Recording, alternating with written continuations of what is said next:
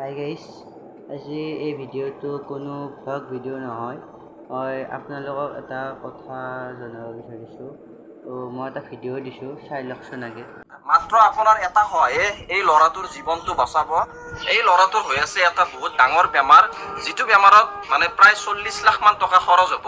যাৰ কাৰণে মই গুৱাহাটীৰ পৰা একদম মঙলদৈ আউলচকে লেকিন এটা জাগাৰ ভিতৰত আহিছোঁ আৰু এই ল'ৰাটোক মানে বৰ্তমান আমি চিকিৎসা কৰিব লাগিব অসমৰ ৰাইজে মিলি কিনে।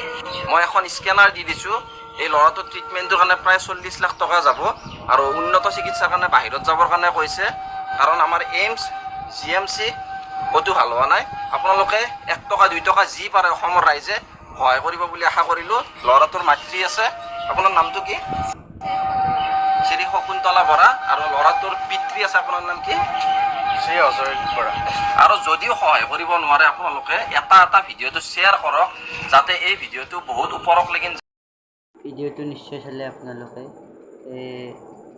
এই ল'ৰাজনৰ কাৰণে মানে মই মোবাইলটো চাই আছিলোঁ, চাই থাকোঁতে গম পালোঁ যে এই ল'ৰাজনৰ ৰোগটোৰ নাম হ'ল হেপাটাইটিছ এনিমিয়া। এই ৰোগটো ময়ো নাম শুনা নাছিলোঁ, আজি জাষ্ট শুনিলোঁ এইমাত্ৰ অলপ আগে। তো আপোনালোকে পাৰে যদি অলপমান সহায় কৰিব। তো এইখিনি কৈয়ে আজি ভিডিঅ'টো সামৰণি মাৰিছোঁ।